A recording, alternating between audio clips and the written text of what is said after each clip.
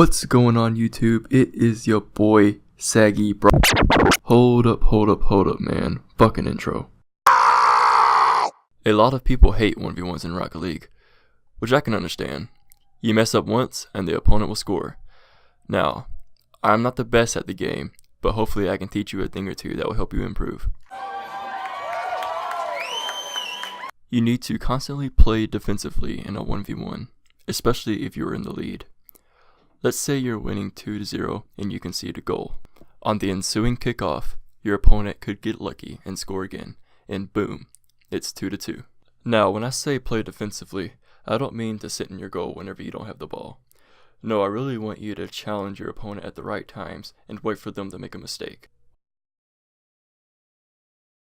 One mistake a lot of people make, especially beginners, is challenging the ball in the opponent's corner. If your opponent has possession of the ball and is in their corner, do not blindly challenge. This can likely lead to a 50-50, which can send the ball flying into your side of the field as your car goes flying into the opposing goal. Always pay attention to where your opponent is relative to the ball. Only go for the ball if you are closer to it than your opponent is, and pay attention to whether or not he has boost. Going for a shot when your opponent can clearly get there before you can cause you to go flailing to the opposing side, leaving your goal undefended. If you are not good at kickoffs, you will probably lose many of your matches. There are many different techniques and tutorials that discuss kickoff strategies that you should probably go and watch. I recommend Johnny Boy's kickoff video, which I will link down in the description. Some people in the lower to mid ranks have the bright idea to not even go for the kickoff, almost as if they are AFK. This is definitely not a smart way to approach a kickoff, but it can sometimes catch you off guard. In order to avoid unknowingly passing the ball to the opponent, you should move your analog stick, or whatever you use to move your camera, to where you can see what your opponent is doing at the beginning of the kickoff. If you notice they are staying in their goal, hit the ball straight at the goal without flipping, and drive to where the ball will go once it is saved and take a shot. You will probably have an open net and an easy goal. Now, when both of you go for the kickoff and it stays relatively in the middle, try to hit it towards one of the side boosts and follow it to the boost. This will leave you with 100 boost and the possession.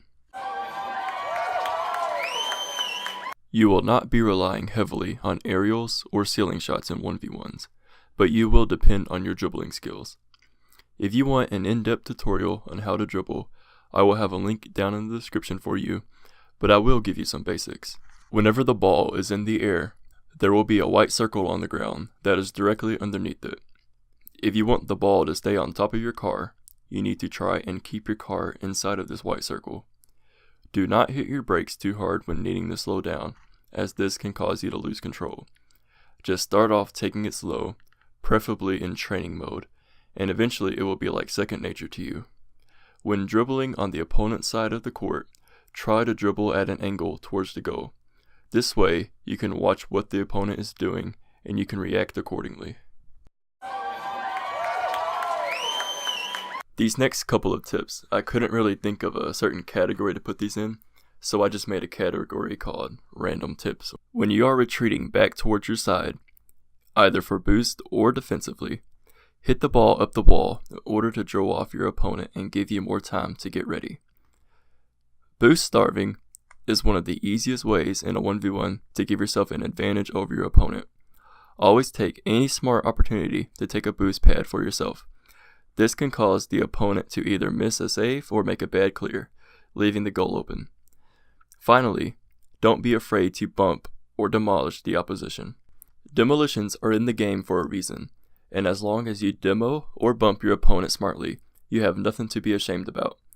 Here's a clip where my opponent smartly demolished me and felt bad immediately afterwards.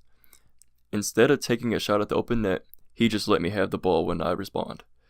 This is a very bad thing to do, as that goal could possibly decide the outcome of the match. This concludes my strategy video.